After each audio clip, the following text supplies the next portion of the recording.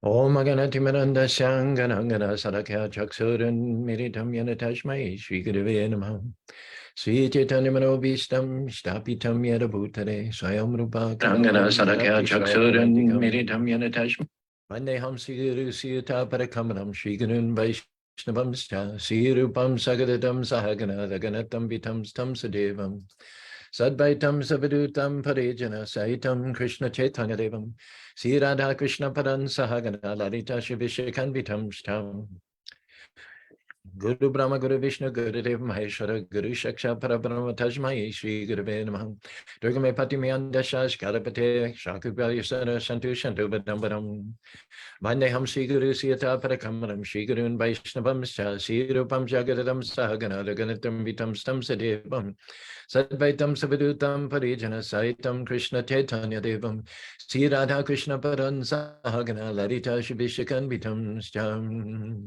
Namo Brahmanya Devaya Go Brahmanya Taya Chajikaritaya Krishnaya Govindaya Namo Namaha Mangalam Bhagavan Vishnu Mangalam Guru Rajaja Mangalam Pandini Kaksho Mangalaya Hari Om Narayanaya Vidmahi Vasudevaya Dhimahi Tano Vishnu Prachodhyate Om Mahadevi Chavidmahi Vishnu Padni Chadimahi Tano Lakshmi Prachodhyate Mahalakshmi Namastubhyam Sare Sare Hari Pare Namastubhyam Dadide Tapta Kanchana Gorangi Radhe Vindavaneshwari Vishavanusute Devi Pranamani Hari Pare Subham Karoti Kalyaram Haragamrana Satyaburi Vinasana Deepa Jyoti Namostate Deepa Jyoti Tanardinam Deepa Jyoti Parambari Deepa Medaram Deepa Moti Duracharam Sri Krishna Chaitanya Prabhu Nityananda Shri Advaita Gadadhar Shiva Sari Gaur Bhaktavindam Hare Krishna Krishna Krishna Hare Hare Hare Rama Rama Rama Hare Hare. Monday it is.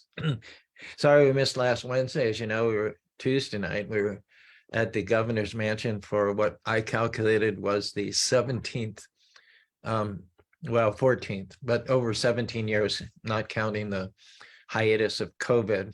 So 14 or maybe 15 observances of the Diwali celebration at the governor's mansion. We started under the administration of Huntsman, went for a few years, and then Huntsman was called to be an ambassador to Russia, and his lieutenant governor, Gary Herbert, took over, finished his term, was reelected for 2 terms. That was 8 years right there.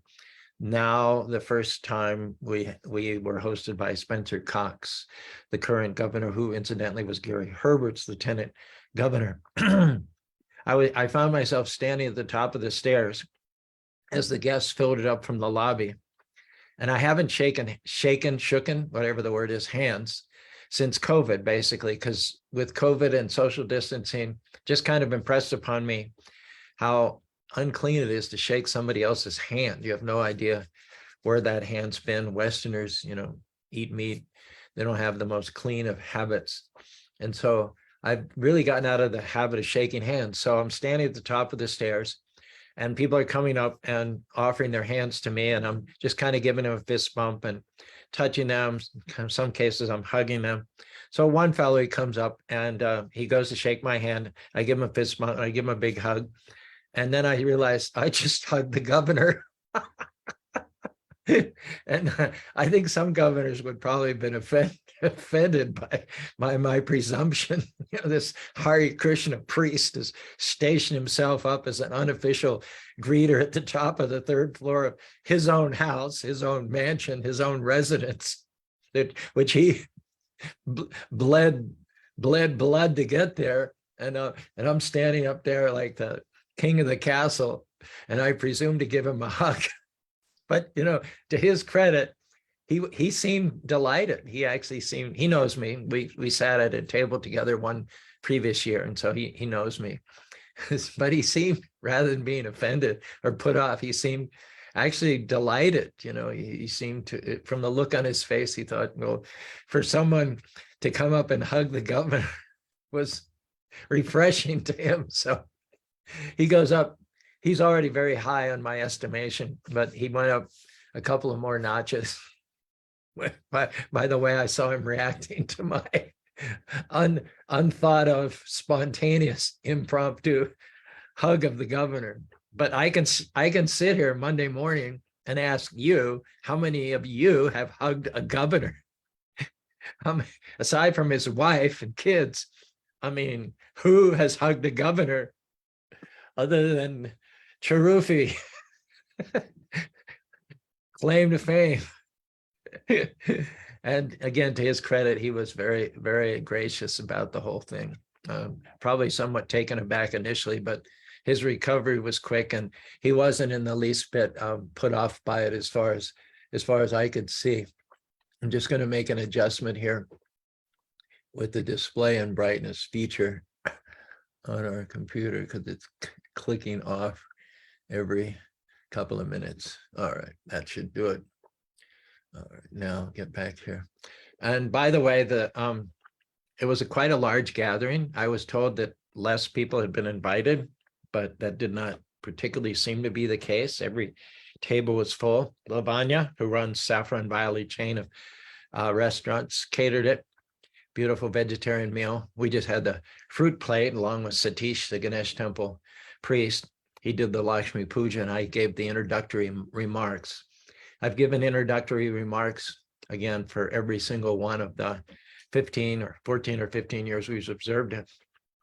This year I chose to talk about bhakti, about Hanuman. It was interesting that although Sita was kidnapped by Ravana and held captive for 1 year, Ram, who's the Supreme Personality of Godhead, played the role. And again, this is in keeping with our theme of Krishna as an actor, as a magician, as a player on stage. Now, Ram is none other than the Supreme Personality of Godhead, and yet he played the role of a human being in that particular avatar.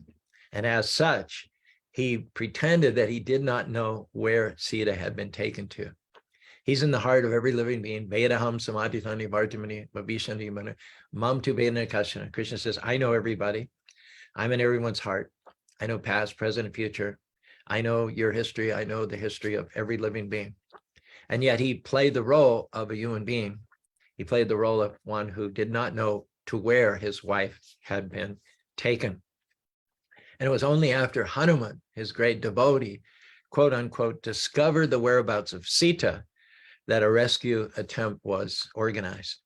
And then again, Ram could have, as the Supreme Personality of Godhead, single-handedly taken out Ravana's city and kingdom.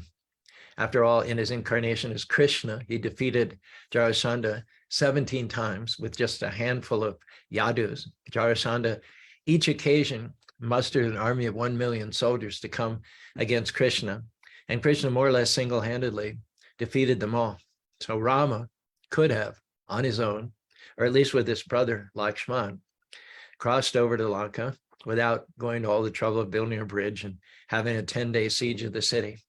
Rama could have done it quite handily, a fraction of the time. But again, playing the role of a human being. And so wanting to give credit to his devotees, he mustered an army of monkeys who were his neighbors there where he had been living in a forest ashram. So it is to the devotees that the Lord gives the credit. The Lord could do anything and everything, and he does do anything and everything, but he likes to give the devotees credit. He likes to transfer his power or exhibit his power through the devotees. And so it was Hanuman who discovered Sita, and it was Hanuman who got the credit for burning down the city. So I started my remarks with the song about Hanuman by MC Yogi. I have experienced that rap songs are well received in that crowd, because during the last gathering at the governor's mansion on the occasion of Diwali, I spoke another rap song by MC Yogi called Give Love Away. So this was also a composition of MC Yogi. I tweaked it a little bit. Hanumanji, son of the wind, Lord of the monkeys, Rama's best friend, you eliminate illusion, destroy all sin, and you're known as Shiva's incarnation. Champion of truth with the thunderbolt body, the mighty monkey god who embodies bhakti. You're the breath of Shakti, you achieve victory like the movie Rocky. You carry a club to smash the thugs. You're the perfect servant, the face of grace, and your heart is pure. You make the whole demon race tremble when you roar.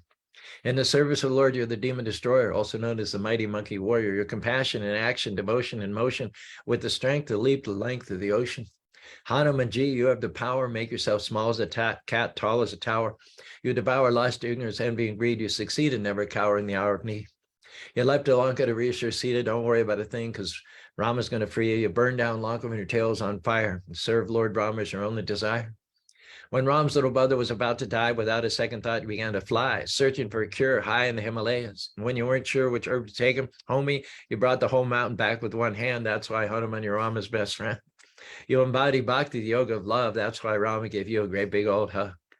You're the mighty monkey warrior of the epic Ramayana, repeating Ram's names, the holy Ram Nam, singing kirtan with the singles in your hand, going on and on like a one-man band, singing Jai Ram, Siya Ram, Jai Jai Ram, rocking on and on until the break of dawn.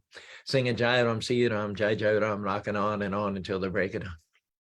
Anyway, I shared that poem with all the movers and shakers of Utah. The audience, about 100 people with their wives, half Indians, half Westerners, very, very distinguished people in the audience.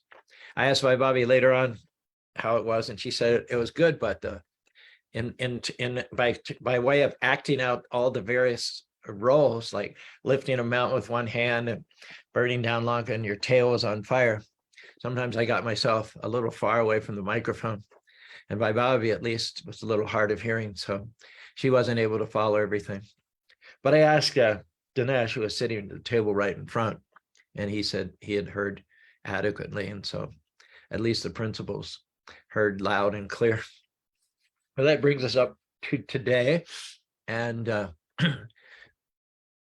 we have Manasaganga, we have Govinda Dev. Govinda Dev organized a very successful Mridanga workshop session last Saturday, where Krishna Prem came and shared his formidable Mridanga skills. I noticed John Malik is hitting a thumbs up there. John Malik can relate with music teachers.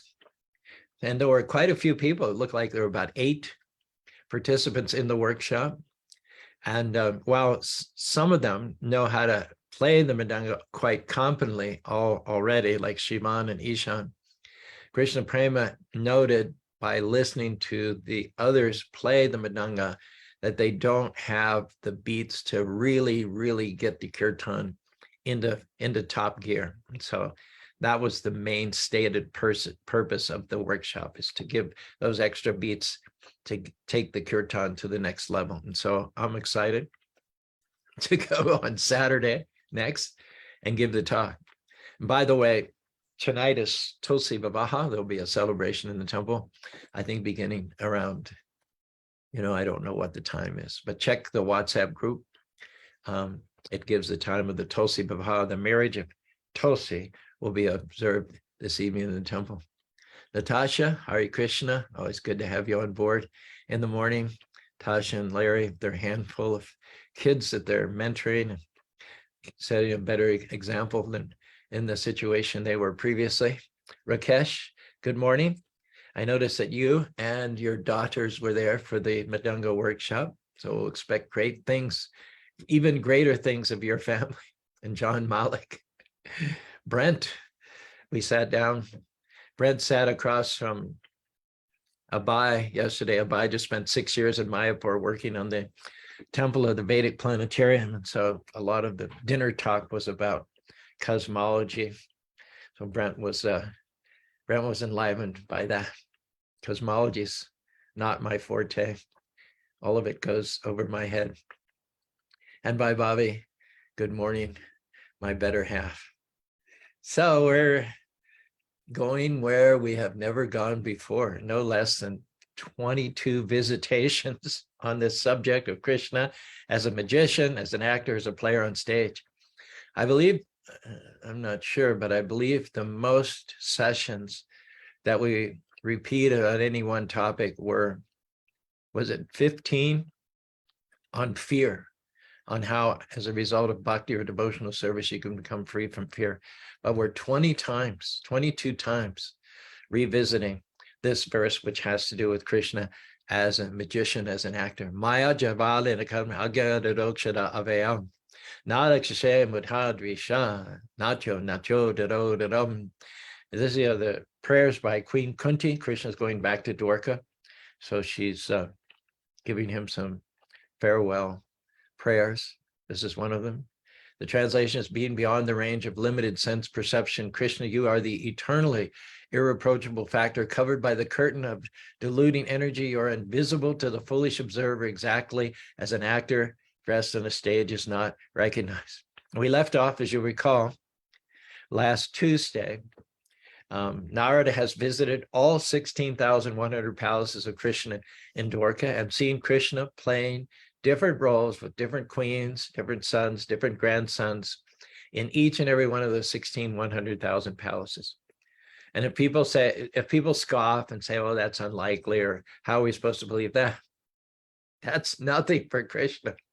That's child's play. He's in the heart of every living being. And those liberated souls who are acting under the internal potency, the yoga maya in the spiritual world, Krishna is appearing before them exactly according to the innermost desires of their heart. He's appearing in a passive relationship, a relationship of servitorship, a relationship of friendship, a relationship of parenthood, or a relationship of conjugal lover, exactly according to the purified desires of a living being who have their siddhasrup, their eternal spiritual bodies in the spiritual world. Now, those who are not with the program, those who are self-absorbed, turned away from the Lord, distanced themselves from the Lord, who could care less about the Lord's glories and Lord's pastimes. The Lord also is within their hearts, rewarding them what they think are the innermost desires of their hearts. What they, in illusion, they being misdirected by the materialistic, bogus leaders of this material world, think are the innermost desires of their heart. So whatever you think are the innermost desires of your heart, whether it be the absolute truth, Krishna, or whether it be Krishna indirectly through his material temporary energies, Krishna is fulfilling those desires. So come on, 16,108, give me a break. That's nothing. That's less than a drop compared to the ocean. As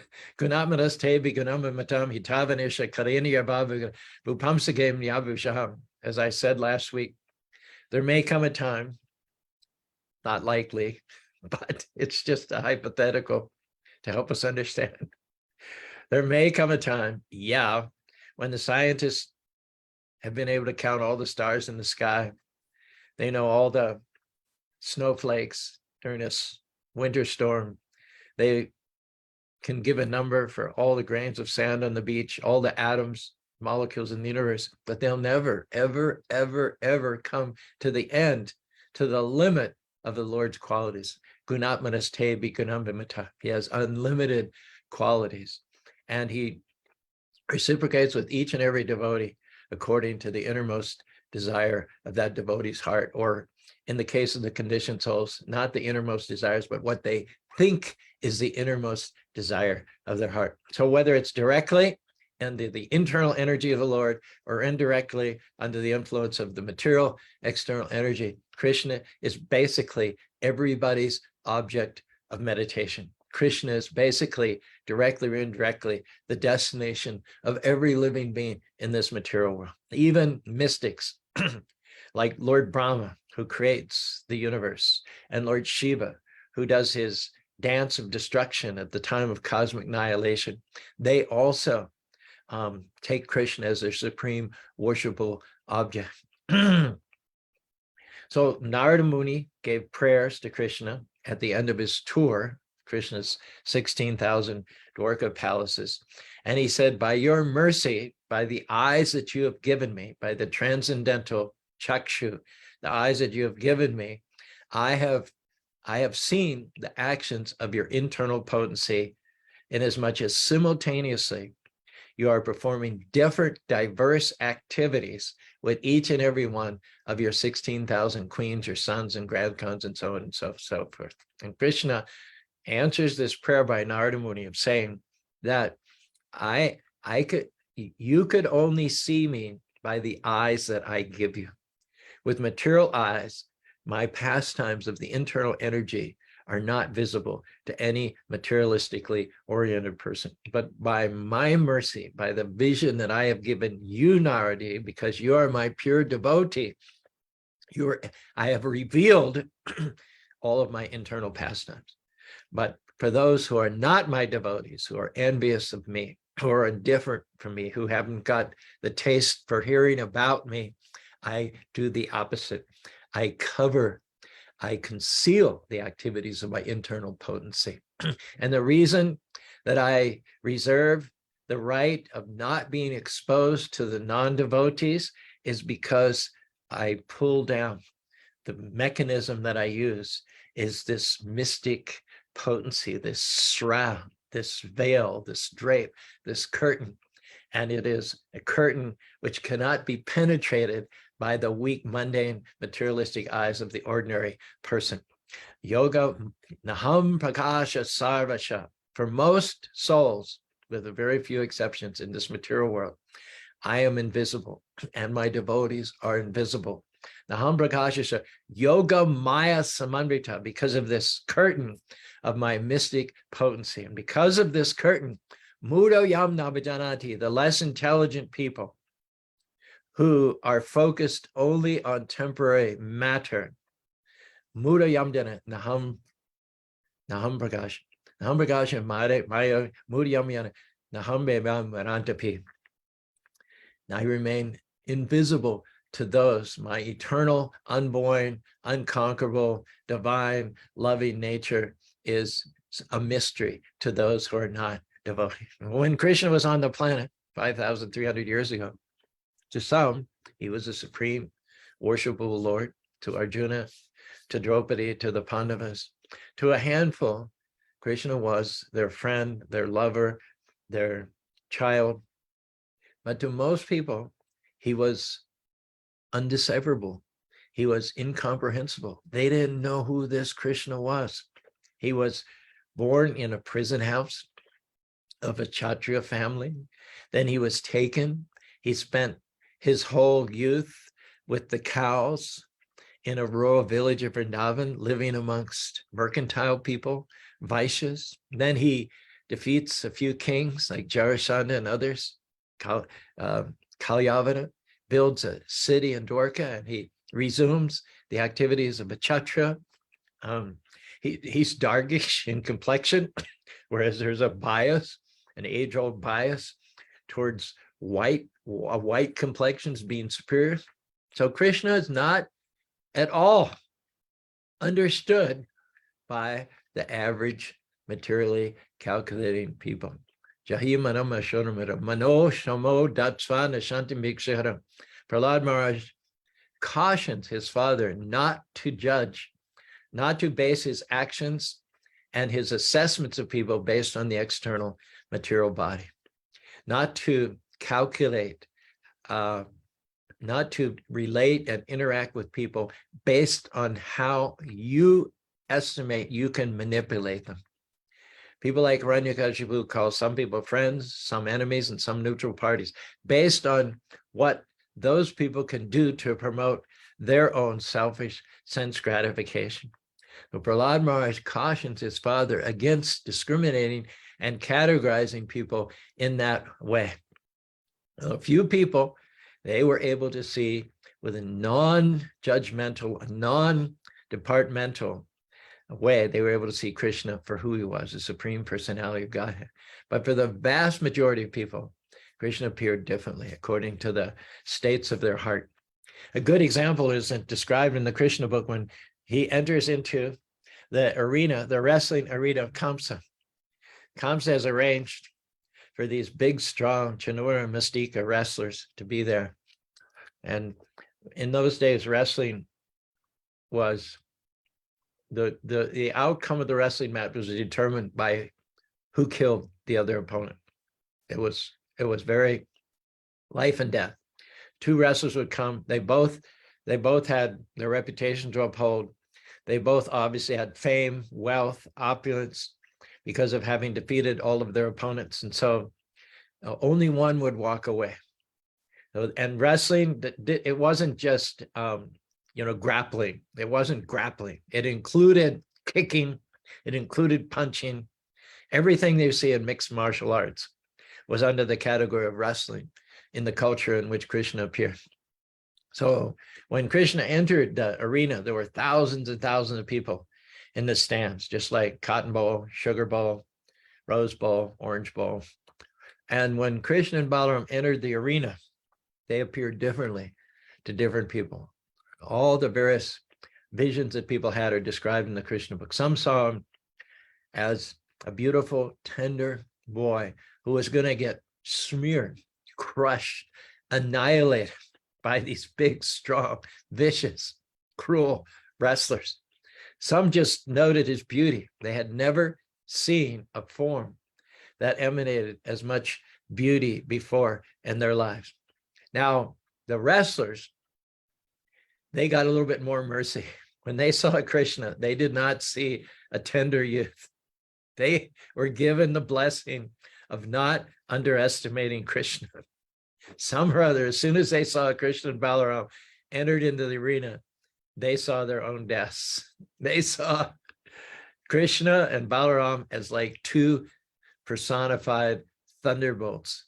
They were mountains. The two wrestlers, Chanur and Mystika, were big as mountains. You can imagine NFL tackles, 6'5", 380 pounds. So they were like mountains, but they saw Krishna and Balaram as the two thunderbolts. As you may know, thunderbolt is so powerful that the thunderbolt can cleave. It can split a mountain right down the middle, just like lightning can split a tree. So similarly, some thunderbolts are such a category of power, especially the Raja wielded by Indra, that they can split a mountain in two. So the two wrestlers saw Krishna as their own death. And another personality named Sisupal, who was known for his envious attitude towards Krishna, saw Krishna only as a glare. He saw Krishna only as like a bright light. He saw him only as a sun entering the arena. Now later on, this Sisupal was killed by Krishna. The story is that when Sisupal had been born, his mother was the sister of Vasudeva, who was Krishna's father. So in one sense, Sisupal was Krishna's uncle. And normally, you respect your elders, you respect your uncles, you respect your relatives. However, the story goes that Sisupal was born as the king of a province called Chedi. The peculiarity of his birth was that he had 4 arms and 3 eyes. And this was so strange to his family that they were originally going to just throw him out into the forest. They were embarrassed, and they decided to cast him out. But an invisible voice from the sky said that he will be superior in strength, he will be a great king, and he's going to play a major role in the pastimes of Krishna. It didn't say whether it was going to be as a devotee or as an opponent, as a friend or an enemy, but it said basically, we higher powers, we don't want you to expose your son and kill him at birth. We want you to nourish him, to love him, recognizing that he will be superior in strength. We don't want you to be scared of him. We want you to cherish him, and don't worry about his extra arms and eyes. They will disappear when he is placed in the lap of the person who will eventually kill him. So the decision was reversed to kill the child because of his peculiarities. And the family members there in Chedi brought the child up with love. Now, they were curious to know who would kill him. By now, they developed affection for him. They wanted to protect him as best they could. So the first step is to see who's going to kill him, and then maybe they could work some deal out that this omen or this prediction would not come true. So they invited everyone to come to see the new baby. All the kings of the world came, and they insisted that each king put the baby on his lap, one after another, one after another. The 4 arms still remained, the 3 eyes still remained. And then Krishna and Balaram finally came. And when the child was placed on the lap of Krishna, his 3rd eye disappeared and the 2 extra arms fell off, indicating that Sisupal was destined to be killed at the hands of Krishna. Now, the mother of Sisupal got Krishna aside, and out of a natural protective maternal instinct, she wanted to at least create some space, some grace for her child. And so she said to Krishna, will you grant me a boon? without specifying what that boon would be. And Krishna said, yes, he's a guest in her house. He's obliged because of the hospitality. Moreover, this is his aunt-in-law. So Krishna said, yes. She said, even if my son insults you 100 times, promise me that you'll forgive him, that you won't take any counteraction. Krishna said, sure, I'll do that. So the mother thought that now she had made her son safe from the omen that he would be killed by Krishna. Well, let's see what happens. It's an interesting story. In due course of time, Sisupal became good friends with the brother of Rukmini. Now, Rukmini is the goddess of fortune, taken birth in this world in order to be reunited with her eternal consort, Narayan, or Lord Krishna. They are eternally together. If one or the other appears first, then the other will complement them. They'll eventually find their way to each other because they're inseparable. The goddess of fortune is always engaged in service to Narayan, to Krishna, to Vishnu. So it was inevitable that Rukmini, who's the goddess of fortune, marry Krishna. But Rukmini, who was her brother and her father, Bhishmaka, had arranged for a marriage to Sisupal. Sisupal was smitten. He had a crush on Rukmini, and indeed she was the most beautiful female on the planet at that time, obviously. Another name of Lakshmi is Sri, which means beauty. No other female can equal or surpass the beauty of Lakshmi. And naturally, all the kings wanted, aspired. It's like a child wants to touch the moon.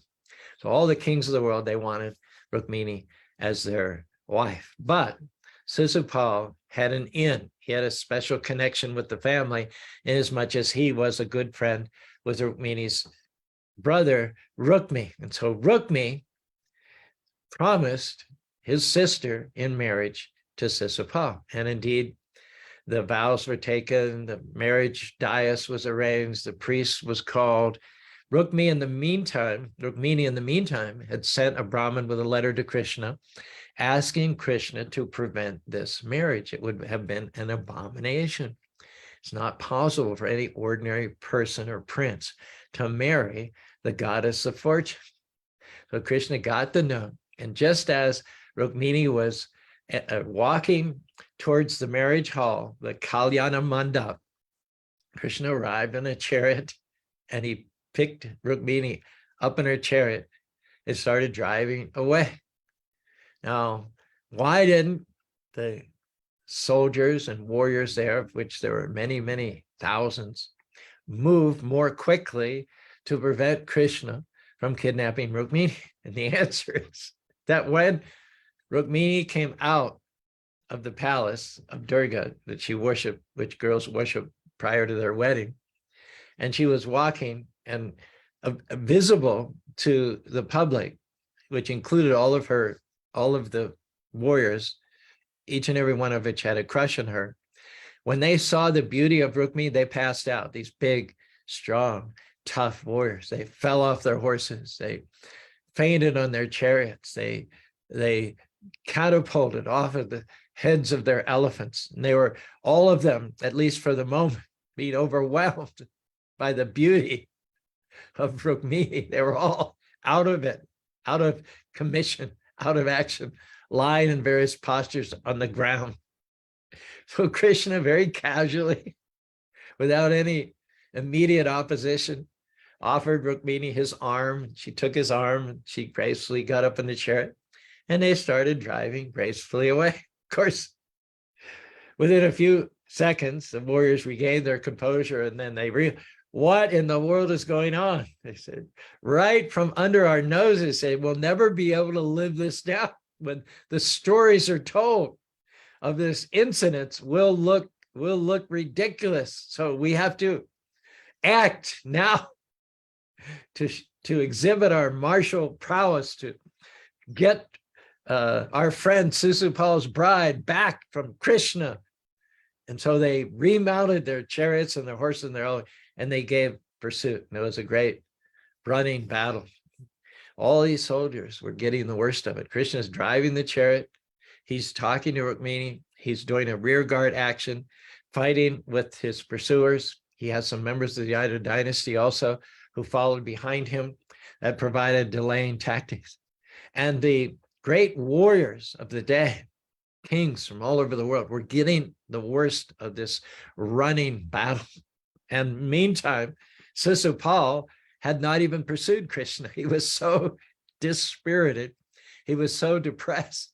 And he was just sitting on the ground. And then these kings thought, well, why should we risk our lives for Sisupal when he doesn't even have the gumption to pursue his own bride? And so they ceased and desisted from the pursuit and went back to console Sisupal. Sisupal was inconsolable. Sisupal was discouraged, having just lost his, what he thought was his fiancée. It's described, his face was dried up. He had lost all his energy. The luster, whatever there was of his body, had disappeared. So the other soldiers, who are more or less on the side of the demoniac forces, the dark forces, gave him some very good advice. We find that some of the best, most insightful passages in scripture come from the demons, in fact. Hiranyakashipu, Ravana, they have some very, very nice, very true, quotable quotes about the eternality of the soul, about our connection with God, about the higher powers of faith. It's not that these kings were uneducated, not that they were crude, not that they were ignorant of scriptures, not that they were low-born characters. No, many of them were highly qualified, highly born, well-informed with the scriptures, but the problem is they didn't follow. They spoke one thing and they did another thing. Krishna, above and beyond everything else, hates hypocrisy. He hates it when you pretend to be one thing and you're actually another thing. So we can imagine in our Facebook world, in our metaverse, where everybody is pretentious, where everybody tries to polish their image up on Facebook and put out a pretend persona. You can imagine Krishna's displeasure with the values or lack of values of our current society. In any case, the kings tried to perk up Sisupal by saying, Sisupal, don't be discouraged in this way. You are a king and you're the chief amongst the fighters. Little flattery there because he just opted out of that fight. There is no question of happiness or distress. The whole training of a Kshatriya, getting up early in the morning, taking a cold shower, doing extreme physical fitness programs is all about becoming inured, immune from extremes, from hot, from cold, from hunger, from thirst, from fatigue, from discouragement. You know, the Kshatriya is the whole Kshatriya training is to be tough. So the soldiers say, in a nice way, Sisupal, stop crying like a baby, sitting on the ground, pounding your head in the dirt. Get up. You're a Kshatriya. You're born in a Kshatriya family. You have a great heritage. So now why don't you start acting like one instead of acting like a little crybaby? First thing that we learn in our military training is that everything's temporary. We are trained to sacrifice our bodies in a good fight for a higher cause. Hato va prapyashi swargam. The Kshatriya code is that if you give up your life facing the enemy in a good cause, you're going to ascend to the kingdom of the sun to enjoy life for hundreds of thousands of years as a demigod. So considering that we are just instruments, we are only weapons to be expended for a good cause, why should you lose heart, act like a crybaby just because you didn't get, the wife that you want? Get over it, man. Loss, gain, happiness and distress, hot and cold, honor and dishonor are temporary. They're nothing to spoil your day about. There's a king about whom a poem was written anonymously. I'll share that with you, with your permission, as soon as I wet my palate here a bit. Put some orange juice and put one of these. I recommend if you have to do lozenges, do Ricola. no sugar. These are my favorite lozenges. Because I speak a lot, my throat gets dried up and it tends to get sore. These are the best. These are the best ones.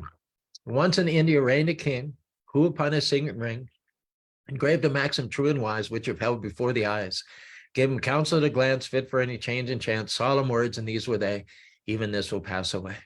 Trains of camels through the sands brought him gems from Samarkand. Fleets of galleys through the seas brought him pearls to match with these. But he counted not his gain, treasures of the mine are me. What is wealth, the king would say, even this will pass away. In the revels of the court, at the zenith of the sport, when the palms of all his guests burned with clapping at his jests, said the king amid his figs and wine, O loving friends of mine, pleasure comes, but not to stay. Even this will pass away. Fairest lady ever seen, he made his bride and crowned his queen, pillowed on the marriage bed. Whispering to his soul, he said, bridegroom never pressed fairer bosom to his breast, but mortal flesh will come to clay. Even this will pass away. Fighting on a furious field, once a javelin pierced his shield. Soldiers with a loud lament bore him bleeding to his tent. Groaning from his tortured side, pain is hard to bear, he cried, but with patience, day by day, even this will pass away. Towering in the public square, 20 cubits in the air, stood his statue carved in stone. Then the king, disguised unknown, stood before his sculptured name, musing meekly, what is fame? Fame is but a slow decay. Even this will pass away. Struck with palsy, wise and old, waiting at the gates of gold, said the king with his dying breath, life is done, but what is death? Then in answer to the king, fell a sunbeam on his ring, showing by a heavenly ray, even this will pass away. Even this will pass away. Sisupala's friend said, don't be disappointed by a temporary reversal. After all, we are not the final actors. We are but puppets, and we dance like in the hands of a musician. That musician is the supreme personality of Godhead. They did not mention Krishna as the supreme because they hadn't got the devotional qualifications, but they did acknowledge that there is a supreme and that he has a plan, and that according to his plan, we're all going to suffer distress and enjoyment alternatively in our lives. And we should not be elated when there's success and depressed when there's failure. We should be equipoise in all circumstances. And of all different categories of men with their various trainings and upbringings, there is nobody who should live more closely to this motto than the warrior, than the Kshatriya. I'm thinking of that story wherein Karna had been an apprentice of Parasuram to learn the military art. Now, Karna was a Kshatriya. Parasuram had a grudge against Kshatriyas. After all, he killed 21 generations of Kshatriyas in revenge for Kshatriyas killing his father. So Parasuram would not train Kshatriyas, he only trained Brahmanas. In order to get the training of Parasuram as his guru, Karna lied. And he said he's a Brahmin. So taking Karna's word, Parasuram trained Karna in all the military arts. There was a very intimacy between the student and the disciple. But this was based on a lie that Karna had originally told. And one day, Parasuram, after their session of martial arts, he wanted to take a nap. So what he did was he lay down and he used Karna's thigh as a pillow. During the course of his guru's head on Karna's thigh, the guru was sound asleep. A flesh-eating bug found its way to Karna's thigh and started burrowing into the flesh. And it burrowed deep as Parasuram slept on and on and on. The burrowing got deeper and deeper and deeper, and more blood came. And there was a greater and greater wound. Finally, Parasuram finished his nap, got up, he stretched and everything. Thank you. That was a great nap. Thank you for giving your thigh as a pillow. Oh, by the way, what's that blood on your thigh? Parasuram looked a little closer. He saw there had been an insect which had burrowed deep, deep, deep. And he said, why didn't you wake me up? How is it that you could tolerate this pain? And Karna said, well, you're my guru. So I put up with the pain so that I would not create a disturbance to your heirs. Rather than being pleased with Karna's sacrifice for his behalf, Parashuram got extremely angry, and he realized, you lied to me. Karna said, how so? You lied to me that you are a Brahmin. I see, because you have tolerated this pain, recognizing that it's temporary, that your training is as a warrior, is as a Kshatriya. You are not a Brahmin, because Brahmins are okay with being sissies. Brahmins are okay with not being able to tolerate pain. They don't have the training. Only Kshatriyas can tolerate pain up to this level. So you lied to me. Because you lied to me, I'm not going to negate all of your military prowess. I'm not going to take away everything I've taught you, but I'm going to curse you in such a way that when your life is most in danger, when you meet someone who is equal to you, and there's only one person in the world who fits that bill, and that's Arjuna, with whom Karna has a celebrated rivalry. So without naming names, Parashuram cursed Karna that when you most need to recall the weapons, to invoke them mentally, you will be shrouded in forgetfulness. And at that critical moment, you will be bested. You will be killed by your greatest rival. Again, the whole training, the whole orientation of the warrior class is to put up with pain, to tolerate hot and cold, honor and dishonor, happiness and distress. Otherwise, they cannot function effectively as a deterrent to the criminal system, the criminality in the world. So, although the friends of Sisupal did not name Krishna as the supreme, they did recognize that there is a supreme and that he's working with us, he's training us up, he's making us and molding us. He remains in the background, so that when we can't understand why something is happening to us, why I lost this girl who I dedicated my life to, whom I can't live without, why, we don't always get an answer. We don't always get an answer. We need to learn to trust in the higher power. And this was advice given by demons to Sisupal. They also recognize that the highest power, the supreme, remains in the background. He acts in inscrutable ways. He's a mystery, just like the audience cannot understand who the actor actually is on stage. He speaks with a certain accent. He assumes a certain role, a certain character. He has certain costuming. He has certain movements, a certain choreography, certain gestures, certain footwork, all of which conceals his real identity to the audience. And so even the demons recognize this essential truth, that we are but puppets in the hands of the supreme possessor of inconceivable mystic power, the supreme magician, the supreme actor. And of course, as devotees, we put a name to him, Sri Krishna, the supreme personality of God. Hare Krishna, Krishna Krishna, Hare Hare, Hare Rama, Rama Rama, Hare Hare. Well, thank you very much. That's all for today. We'll stop there. Appreciate your hearts and your thumbs up there. John Malik very enthusiastically responding. Bless you, bless your heart, John, with all those hearts and thumbs up.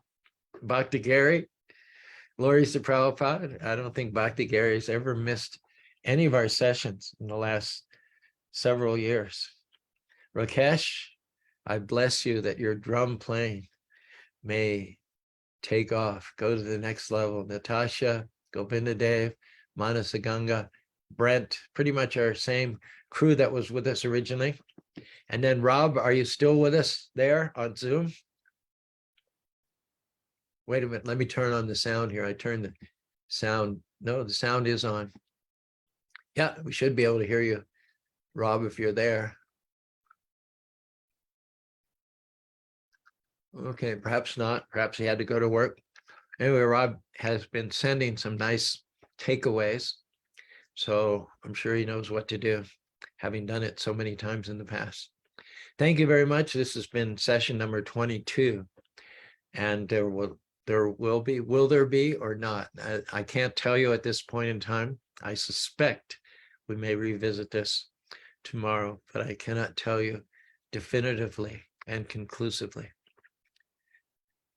You'll just have to live in suspense for the rest of this day and see what tomorrow brings, which is a motto for life itself, right?